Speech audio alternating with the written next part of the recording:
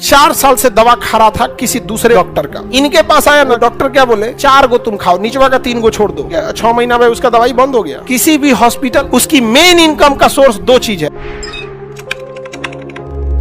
Doctor medicine वाले चीज में आप ज्यादा हस्तक्षेप मत कीजिएगा। डॉक्टर्स का ईमानदार होना बहुत ज्यादा जरूरी है, बहुत ज्यादा जरूरी है डॉक्टर का ईमानदार होना। एक ब्रेन के डॉक्टर थे, उनके पास एक मरीज आया, 4 साल से दवा खा रहा था किसी दूसरे डॉक्टर का, और वो 7 गो दवाई लिखा था डॉक्टर। इनके पास आया ना, कहा कि सर इस 4 साल से हम दवाई खा रहे हैं, सही है नहीं हो रहे हैं। तो वो डॉक्टर क्या बोले कि ऊपर का ही जो 7 गो दवाइयां है ना, ये 4 गो तुम खाओ, निचवा का 3 गो छोड़ दो। तो कहा ठीक है, 6 महीना में उसका दवाई बंद हो गया।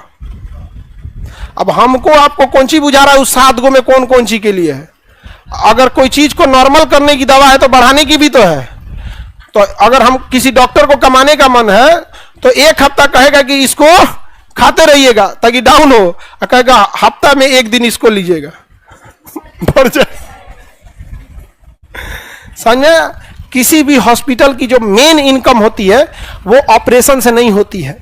उसकी मेन इनकम का सोर्स 2 चीज है, दवाइयां और जांच।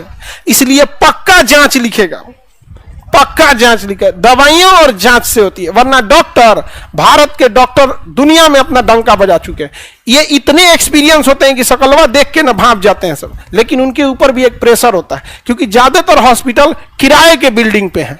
समझा गया? और हम अगर डॉक्टर का फिक्स कर देते हैं, अगर डॉक्टर को कम करने भी जाते हैं, उसका मकान मालिक किराया बढ़ा देगा। अब एक हॉस्पिटल है जिसका किराया 10 लाख रुपए है, जिस बिल्डिंग में, उस बिल्डिंग का किराया 10 लाख है। क्या लगता है आपको 100 रुपया में MRI करेगा?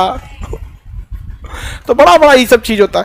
तो डॉक्टर का ईमानदार रहना बहुत जरूरी होता है। यहाँ पे है भी भारत में कुछ ऐसे डॉक्टर मिलेंगे जिसको दिल से रिस्पेक्ट आएगा, और कुछ हैं सब ऐसे, आपको भी पता होगा, हर जिला में 1-2 ऐसा होगा सब यहाँ पे।